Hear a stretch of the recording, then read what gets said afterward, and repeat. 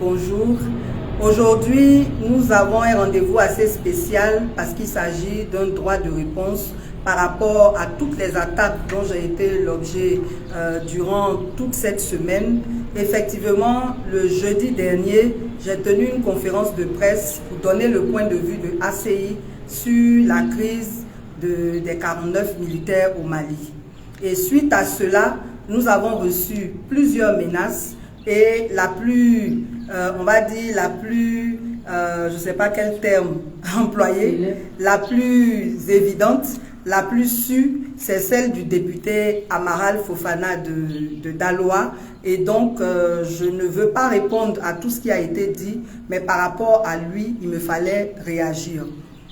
Avant de réagir, j'aimerais dire une chose, c'est que la Côte d'Ivoire est notre pays à nous tous. Il n'y a pas des gens qui aiment ce pays plus que d'autres. Et chacun choisit l'angle sous lequel il souhaiterait défendre son pays. Certains le font au travers des partis politiques. Nous, on a décidé de le faire à travers des ONG. Mais les ONG même ont plusieurs lignes. Et nous, notre ligne, c'est la défense du peuple. Et nous défendons le peuple dans la vérité. Et quand on doit nous apporter la contradiction, nous ne sommes pas contre cela parce que c'est ça aussi le jeu démocratique. Malheureusement, il y en a qui se sont spécialisés dans l'art d'injurier, dans l'art de menacer, dans l'art des grossièretés. Nous, notre niveau et notre éducation ne nous permet pas de tomber dans ces bassesses. C'est pour cela que nous n'allons pas répondre à tout le monde. Mais nous voulons, avant de commencer, vous faire écouter ce que ce député a dit, de sorte que nos réponses puissent vous puissiez comprendre nos réponses. Donc, voilà sa vidéo.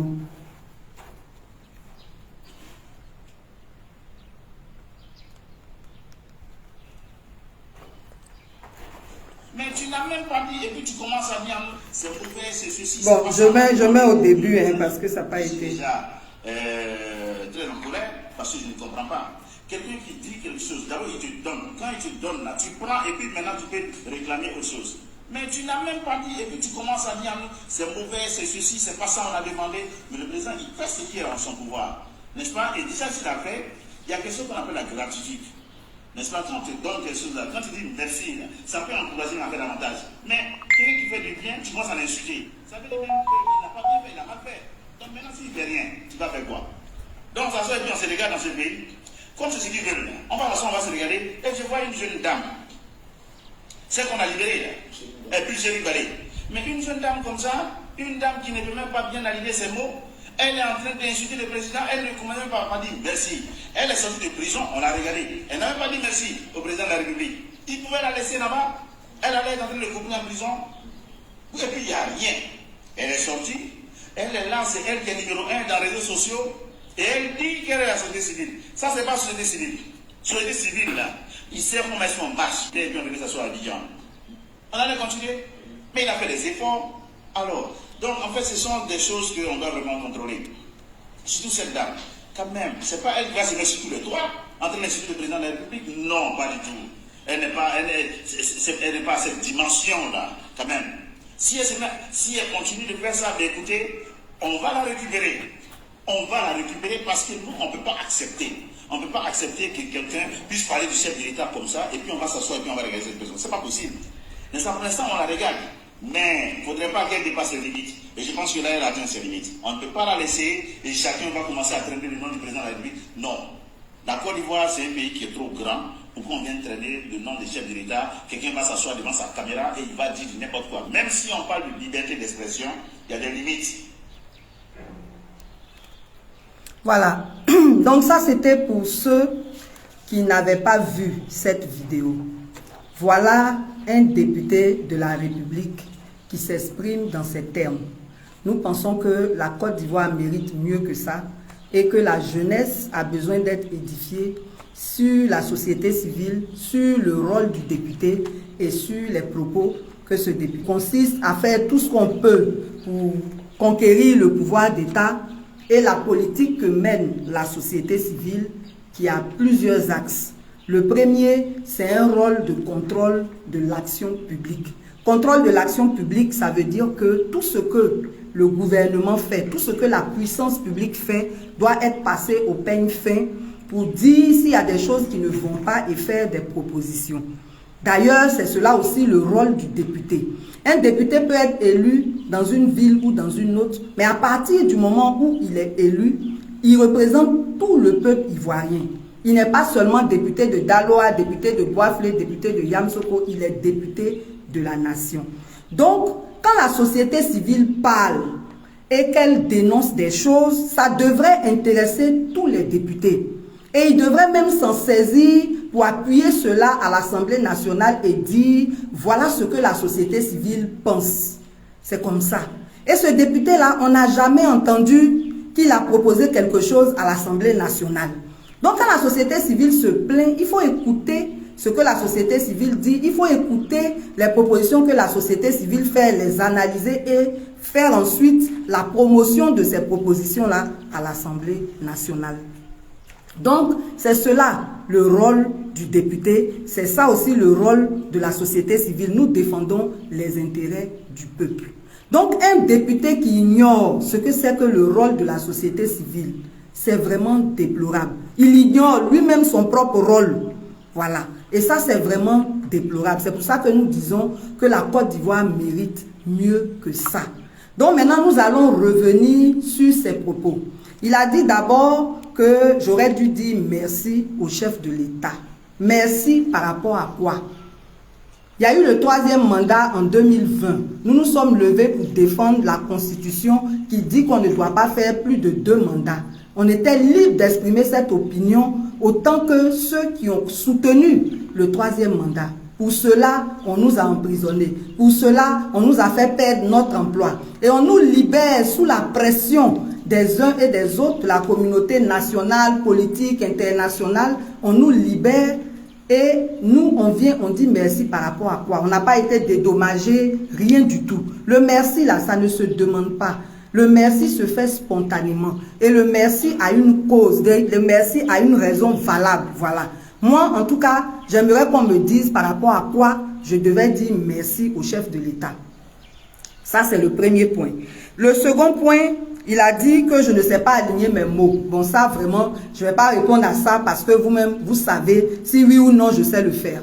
Donc ça, c'est vraiment, on va passer dessus. Mais ce que j'aimerais dire, c'est que comme en démocratie, on fait la promotion des débats contradictoires, lui qui sait aligner ces mots-là, qui m'invite à un débat télévisé, on va débattre des problèmes du pays et puis on verra qui sait aligner ces mots sans insulter, sans menacer. On verra bien qui sait le faire. Ça, c'est pas compliqué. Voilà. Ensuite, il a dit que j'ai insulté le président. Moi, j'aimerais bien qu'on me dise à quel moment je l'ai fait. Parce que ni ma formation, ni mon éducation ne me permet d'insulter qui que ce soit, même le plus petit. À plus forte raison, le président de la République. Donc, il faut que ce député-là apprenne à faire la distinction entre la critique de la gouvernance et les insultes. C'est vraiment différent. Dire qu'il y a des problèmes dans la gestion du président, c'est différent d'insulter le président. Le président de la République, là, c'est nous tous, notre président. Et à partir du moment où il est élu, il nous doit des comptes à nous tous. Et comme c'est du devoir, c'est dans le rôle de la société civile de dénoncer les tares de la gouvernance, moi, c'est ce que je fais. Sinon, le président, en tant que personne, je ne le connais pas, je n'ai jamais parlé avec lui, il ne m'a jamais rien fait personnellement pour que je puisse l'insulter. Voilà, moi, je critique ce qu'il fait et je donne mon avis sur ce qu'il fait. Donc, il faut que ce député-là apprenne à faire la part des choses. Lui qui sait aligner les mots, là, ça m'étonne parce qu'il ne sait même pas aligner les idées. Voilà, encore faudrait-il qu'il soit instruit sur toutes ces choses. Ensuite, il dit que j'ai dépassé les limites et qu'on va me récupérer. Ça, vraiment, ça me fait même pitié parce que un député qui se met devant une caméra, non seulement pour insulter, pour mentir, pour diffamer, et qui conclut par des menaces, c'est-à-dire qu'il ne rend même pas service à son parti. Il montre à toute la Côte d'Ivoire et à tout le monde entier qu'en Côte d'Ivoire, on a des députés qui ne sont pas à la hauteur de leurs fonctions. On a des députés sans valeur, on a des députés, vraiment, je ne sais même pas quel mot employer. des députés Nyambro. Voilà, parce que ça c'est le langage de la rue. C'est même pas, vraiment c'est grave. Et c'est lui qui parle des dimensions. Lui-même il est à quelle dimension? Il n'y a aucune dimension. Sa petitesse est trop grande pour qu'on puisse même le classer quelque part. Et il n'a même pas conscience que non seulement il se dévalorise, mais il dévalorise son parti. Donc il dit, moi, il va me récupérer. Bon, enfin, ils vont me récupérer. Récupérer, là, ça veut dire quoi? Ça, là, c'est une infraction à la loi pénale. Comme il est à l'Assemblée nationale et puis il ne connaît pas les lois, là, je vais lui dire ça, que c'est une infraction à la loi pénale. Non seulement il a diffamé, mais il a incité à la haine et il a incité même à la violence. Parce que, en parlant comme ça, il me lance à la vindicte de leurs troupes. Et il y a déjà certains qui ont commencé à aboyer, enfin je m'excuse du terme, mais qui ont commencé à lancer des insanités sur la toile, sur la base de mensonges. Il n'y a même pas de cohérence. Tantôt je suis God, tantôt je suis Soroïste, tantôt je suis avec le PDCI. Il n'y a même pas de cohérence dans tout ce que les gens disent et les gens parlent sans preuve. Ce matin, j'ai même vu sur la toile une publication qui montre une conversation que j'aurais eue. Moi, mon WhatsApp, là, il n'y a même pas de photo dessus. Ça veut dire que c'est un montage. Maintenant, ce que j'aimerais dire à tous ceux qui font tout ça là, c'est qu'on est informé. Moi, de jeudi, j'ai tenu ma conférence le vendredi. C'est quelqu'un du pouvoir même qui m'a appelé pour me dire, il faut faire attention. Ils ont tenu une réunion, ils ont décidé de t'arrêter par tous les moyens. Je voudrais dire que quand on veut arrêter quelqu'un, là, on doit avoir des raisons. Quand moi je partais au Mali, là, je ne me suis pas caché. Je suis parti par l'aéroport, je suis revenu par l'aéroport. On a fouillé mes affaires et de là-bas même, j'ai communiqué sur ce que je faisais parce que je n'avais rien à me reprocher. Je suis revenu, ils m'ont arrêté, ils m'ont fouillé, c'est parce qu'ils n'ont rien trouvé qu'ils m'ont libéré. Donc, ce n'est pas maintenant là qu'il faut fabriquer des preuves grossières pour faire croire que j'aurais eu des conversations subversives. Vraiment ça là, arrêtez ça.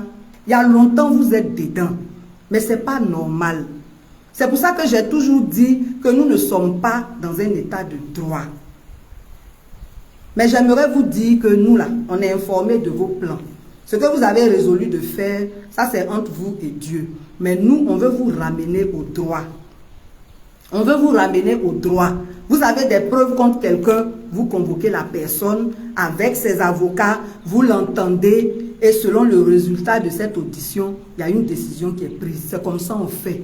On ne lance pas des personnes mal élevées, grossières, qui ne savent même pas s'exprimer sur les réseaux pour insulter bêtement. Moi-même, les vidéos là, je ne regarde pas. C'est les gens qui viennent me dire, ah, on a dit. Je dis, moi, ça là, c'est pas mon problème. Je suis concentré sur les problèmes du peuple. Le peuple de Côte d'Ivoire souffre. Le président Ouattara a dit de lui donner 5 ans. Il va faire ceci, il va faire cela. Les discours là sont là. On a dépassé 5 ans là, on a fait 10 ans, on est en train de faire 15 ans là. C'est dans 15, les 5, le troisième mandat on est là. On n'a pas vu tout ça. La vie est chère. Quelqu'un se lève pour dire la vie est chère. En faisant des propositions, on n'écoute pas. On ment sur l'inflation mondiale. Alors qu'il y a des solutions qui ne relèvent pas de l'inflation mondiale. Faut montrer quand même un peu de bonne foi. Et puis c'est notre droit de dire qu'on n'est pas content. C'est notre droit de faire des propositions. On ne peut même pas parler dans ce pays. En tout cas, moi j'ai décidé de défendre le peuple ivoirien. Et je remercie tous ceux qui sont assez lucides, assez raisonnables, assez rationnels pour me soutenir. Et je leur dirai que dans cette lutte-là, j'ai perdu beaucoup de choses. J'ai perdu mon emploi. Mais je ne vais pas perdre cette lutte-là. Vous pouvez m'emprisonner. Prison, là, je connais déjà. Je n'ai même pas peur de ça même. Je n'ai pas peur de la prison. Ce n'est pas des animaux qui sont là-bas. Et quand vous m'emprisonnez pour des raisons qui ne sont pas justifiées, c'est vous-même qui êtes ridicule. Mais comme vous n'avez pas peur du ridicule, mais allez-y, il n'y a pas de problème, je suis là. Je ne fuis pas. Je suis là. Et je vais continuer de défendre le peuple ivoirien. Vous mangez à pleines dents comme ça, vous à pleine, je ne sais pas, vos 4 membres. Et puis le peuple souffre. Même Sem Gaba, que tout le monde mange là. Il n'y a plus Gaba de 150. C'est quoi? Et puis ça là, on ne doit pas parler. Mais pourquoi?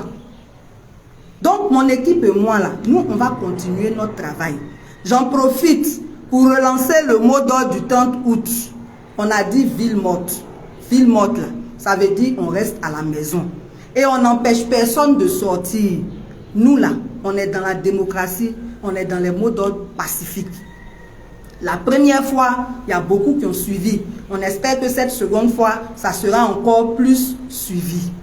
Pour terminer, je vais interpeller le président de la République. Quand des militants de votre parti se comportent de la sorte, c'est une honte pour votre parti. C'est une honte pour votre gouvernance. Monsieur le président de l'Assemblée nationale, je vous interpelle aussi, parce que c'est un député qui s'est permis d'avoir ce comportement. Monsieur le procureur de la République, il y a des gens qui ont été arrêtés pour moins que ça, simplement parce qu'ils ont partagé une publication. Cette fois-ci là, c'est un député qui vient s'asseoir devant tout le monde pour me menacer. Normalement là, vous devez réagir. Ce qui est sûr, moi je vais porter plainte. Ça sera à vous de démontrer si on est dans un état de droit ou pas. Mais je vais porter plainte. Je m'adresse également au président du groupe parlementaire RHDP, M. Diawara. Vraiment, voilà un de vos éléments, ce qu'il est en train de faire. Tout ça là, nous, on vous regarde. Mais j'aimerais dire à ce député-là que l'immunité parlementaire, c'est pas immuable. C'est pas immuable. Donc s'il continue comme ça, en tout cas, il va se faire du mal à lui-même. Parce qu'au-dessus de nous tous là, il y a Dieu. Il y a des gens qui ont fait pire que lui, ils sont où aujourd'hui? On ne va pas les citer. Ils sont où aujourd'hui? C'est Dieu qui décide de la vie des uns et des autres. Il faut avoir un peu de sagesse. Quand on est un député, on devrait être un modèle. Plus de 70% de notre population est jeune. Et quand on leur présente ce genre de modèle-là, quel genre de jeunesse vous voulez? Quelle leçon la jeunesse doit tirer de ce que vous avez fait? Donc, je vais terminer. Excusez-moi. Je vais terminer en disant que je prends la communauté nationale, internationale à témoin. Je prends Amnesty à témoin. Je prends l'OIDH à témoin. Je prends toutes les organisations des droits de l'homme qui travaillent vraiment à témoin pour dire qu'à partir de maintenant, si quelque chose m'arrive, c'est le député Fofana qui en sera responsable. Parce que c'est à partir de sa vidéo que toutes les troupes qui s'attaquent à moi se sont lancées sur la toile pour m'injurier, pour raconter des mensonges, pour dire beaucoup de choses et surtout pour menacer. Je reçois même des menaces inbox. Mais je vais vous dire que moi, Puchéri Balela, je n'ai pas peur de vous. Je n'ai même pas peur de vous. Je fais la vidéo simplement parce que c'est normal d'attirer l'attention de l'opinion sur le fait que nous sommes dans un pays où il y a des députés voyous, où il y a des députés nyambro, où il y a des députés irrespectueux, où il y a des députés irresponsables qui se permettent de menacer sans que le procureur ne réagisse, sans que le chef de l'État ne réagisse, sans que le président de l'Assemblée nationale ne réagisse. Je fais cette vidéo-là, c'est pour vous exposer à l'opinion internationale et nationale. Maintenant, chacun va tirer ses leçons. Je vous donne rendez-vous demain pour les mardis de Puchéri Balé. Merci beaucoup et excellente semaine à vous.